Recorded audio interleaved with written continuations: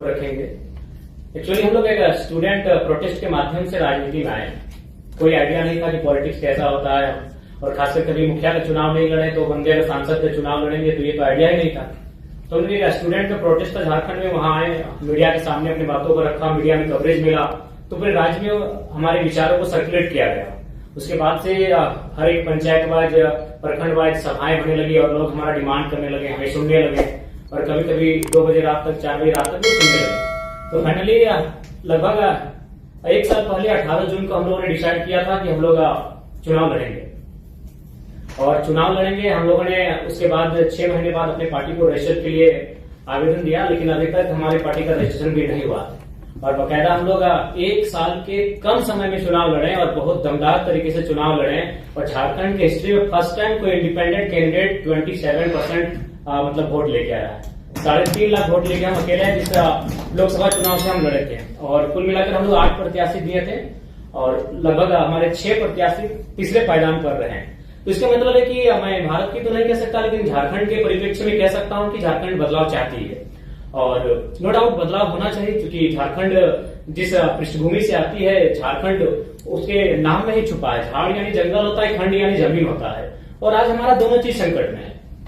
जंगल की बात करने वाला कोई नहीं है। उदाहरण के लिए आप देख सकते हैं आज हंसदेव जंगल की क्या कहानी है। आज दिल्ली का टेम्परेचर हम लोग 45 पा रहे हैं, 46 पा रहे हैं, बिल्कुल अपने मतलब अपोजिट पा रहे हैं। झारखंड का वातावरण से जब दिल्ली में हम लोग कदम रखे तो बिल्कुल असहनीय लगा, और हम लोग को लगा भी नहीं कि 2 मिनट यहाँ ठहर पाएंगे।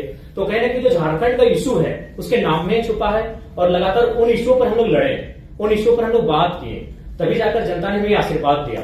नहीं तो उन पार्टियों से चुनाव लड़ना जो पार्टियां 40 साल पुरानी है, जो पार्टियां 50 साल पुरानी है, जिनका बूथ स्तर में कार्यकर्ता है, जिनके पास धनबल है, उनसे टकरा पाना पॉसिबल नहीं था। तो मेरे कहने का मतलब है आज भी अगर आप, क्योंकि बहुत सारे लोग कहते हैं कि कई साल लगते हैं राजनीति में आने के लिए, सालों लगते हैं, जूते घिस जाते हैं, माने बाल सफेद हो जाते हैं, इस मिथक को तो झारखंड हमने तोड़ दिया है कि मात्र साल भर के अंतराल में हम लोग 3.5 लाख वोट लेकर आए हैं। और बस अगर हमारे पास एक बेहतर टीम होती तो पहला ही चुनाव हम जीत जाते। ज्यादा अंतर नहीं था, जो जीते वो 4.5 लाख लाए, जो सेकंड में आए वो 3,70,000 लाए इंडिया गठबंधन वाले, और हमसे मात्र 20,000 कम मेरा वोट था। तो इस चीज को तो हमने झारखंड में मतलब एकदम क्लियर कट उत्तर दे दिया है कि समय और साल मायने नहीं रखता है, आपकी आइडियोलॉजी मायने रखती है। और हमारी आइडियोलॉजी स्पष्ट थी। हमने स्पष्ट कहा था चुनाव में कि आप जितने भी लीडर्स हैं, क्योंकि सबसे महत्वपूर्ण जो चीज आती है वो इकोनॉमी की आती है। आज हम यहाँ बैठे हैं, चाहे जिनका जो भी डिपार्टमेंट है, हम लोग कोई साधु संत सन्यासी है नहीं, पीर फकीर है नहीं, हम एक सामाजिक जीवन को जीने वाले हैं, गृहस्थ जीवन को जीने वाले लोग हैं। यानी हमारा सबसे जो महत्वपूर्ण विषय होगा इकोनॉमी होगा, हमारी संपत्ति होगी। तो मैंने वही जनता से कहा कि जिन नेताओं को आप चुनकर भेजते हैं, आप उनकी संपत्ति के बारे में पता करें। आज किसी का दिल्ली में, किसी का रांची में, किसी का विदेशों की कंपनियों से टाइप है। आपकी बात बढ़ाए भी है, इतना यूथ भी है, तो उसके बारे में आपको क्या लगता है? मेरी भी आशा है कि आप जैसे और लोग चुनाव जीते। हमें जरूरत है, इस बार से 7 इंडिपेंडेंट कैंडिडेट हैं, हमें चाहिए कि एक स्ट्रॉन्ग डेमोक्रेसी के लिए और आए, क्योंकि आप मुद्दे उठा रहे हैं जो रेलेवेंट मुद्दे हैं। पर ये मुद्दे क्या सिर्फ मर्दों के हैं? नहीं, बिल्कुल सबसे ज्यादा प्रभावित तो महिलाएं होती है, क्योंकि मैं जिस झारखंड से आता हूँ, अगर वहां बात की जाए तो वहाँ हमारी विधायक मैम जो बैठी है आपकी बगल में, उनका जो क्षेत्र है वो विस्थापित क्षेत्र है, खनन का क्षेत्र है, माइंस का क्षेत्र है। और जब विस्थापन का बात सामने आता है, तो जब लोग विस्थापित होते हैं तो ऑब्वियसली महिलाओं को भी बहुत सारा प्रॉब्लम का सामना करना पड़ता है। मान के चलिए जिस क्षेत्र से विधायक आते हैं, उस क्षेत्र का आपको परिचय देता हूँ, वहाँ 4 प्रकार की फसलें आती है, वहाँ धान, गेहूं। तो महिलाएं जब अगर विस्थापित ना होती है, क्योंकि झारखंड में अगर बात करें तो आपको विस्थापन की बात करनी होगी, आपको माइंस की बात करनी होगी। जो लोग यहाँ बैठे हैं और इसलिए आप झारखंड को जानते हैं मिनरल्स के लिए, और नो डाउट हम लोग देते हैं 27% कोयला देते हैं, ओवरऑल 40% खरीद देते हैं। तो अगर हम विस्थापन जब ना होता है तो उस समय महिलाओं की भागीदारी होती है, खेती के माध्यम से हो, साग सब्जी के माध्यम से हो, यानी महिलाओं की परस्पर भागीदारी होती है। अगर पुरुष खेत को जोतने का काम करते हैं तो महिलाएं वहां धान उगाने का काम करती है, उसको रोपने का काम करती है, और फिर महिलाएं जब धान को काटती है तो पुरुष को खेत कर लेके आते हैं, यानी 50-50% होता है। जब खेत हमारे पास होते हैं तो हमारे पास जो महिलाओं की भागीदारी होती है 50% होती है। लेकिन जब उस क्षेत्र से हम विस्थापित कर जाते हैं, वो क्षेत्र जब गवर्नमेंट किसी परियोजना के लिए ले लेती है तो महिलाएं शून्य हो जाती है, उनके हाथ कट जाते हैं। तो लाइक जब हम लोग न्यू झारखंड की बात करेंगे तो महिलाएं ऑब्वियसली बहुत भारी संख्या में होंगी।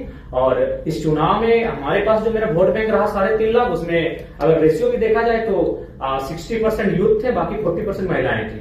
तो कहीं ना कहीं उसमें उस दिशा में हम लोग अच्छा काम किए हैं और महिलाओं को अच्छा कनेक्ट भी किए हैं, क्योंकि महिलाओं ने भी इस समस्याओं को देखा। आज अकॉर्डिंग टू कोरोना के टाइम का जो हमारे पास रिपोर्ट था, उसमें 12 लाख झारखंड के प्रवासी मजदूर मिले और उन प्रवासी मजदूर की जो पीड़ा है, महिलाओं ने भी घर बैठकर देखा कि दिवाली है, होली है या ईद है, उनके बेटे उन्हें प्रदेशों से बधाई भेजते हैं, उनके बेटे उनको विदेशों से बैठ के बधाई भेजते हैं। तो कहीं ना कहीं हमने उनको कनेक्ट किया, उन मुद्दों से महिलाओं को भी हमने कनेक्ट किया, इसलिए महिलाएं भी खुलकर आई और हमारे पक्ष में मतदान की। और हम आशा करते हैं, क्योंकि हम लोग बार बार कहें हम लोग एक लर्नर हैं और आज इस कॉन्फ्रेंस हॉल में हम लोग भी कुछ सीखने के लिए आए हैं। मैं आपको बताना चाहूंगा, मेरे गिरिडीह लोकसभा में 2261 बूथ हैं। हमको लगता है कि 1200 से 1300 बूथ में हमारा बूथ एजेंट बैठा था, 1000 बूथ में हमारा एजेंट नहीं बैठा था, और फिर भी हम लोग वोट गेन करके आए।